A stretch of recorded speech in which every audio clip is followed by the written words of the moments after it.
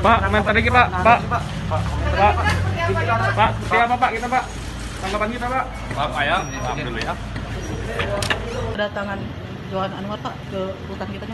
Jadi kami beberapa waktu yang lalu, beberapa hari yang lalu, kami sudah dikonfirm sama pihak KPK bahwa akan adanya pelimpahan tahanan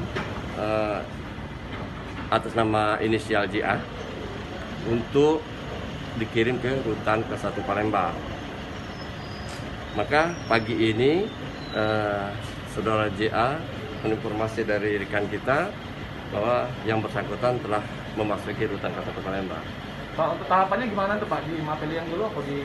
Nah, jadi gini, proses hukum tetap kami laksanakan sesuai dengan undang-undang yang berlaku. Kami rutan hanya menerima pelimpahan dari penyidik KPK untuk proses peradilan yang akan datang diperkirakan minggu depan. Minggu depan ini akan melakukan proses peradilan, dimulai proses peradilan atas nama inisial JA. Untuk tahapan-tahapan proses yang ada di rutan tetap melaksanakan sesuai dengan aturan yang berlaku di rutan ke-1 Palembang. Aturan berlaku itu seperti apa Pak? Apakah akan menempati ruangan khusus dulu gitu, berapa hari gitu Pak? Jadi gini, kalau setiap pelaksanaan itu kita di sini ada namanya ruangan karantina pengenalan McKinley. Itu tetap kita laksanakan guna pengenalan lingkungan. Itu berlaku kepada seluruh tahanan-tahanan yang masuk di rutan ke-1 Palembang.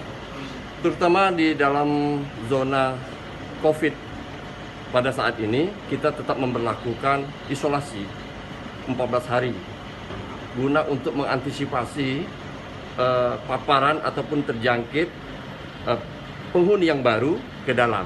Jadi kita mengantisipasi ini selama 14 hari, kita lihat observasi perkembangan tahanan itu untuk selanjutnya untuk ditransfer ke kamar masing-masing. Demikian.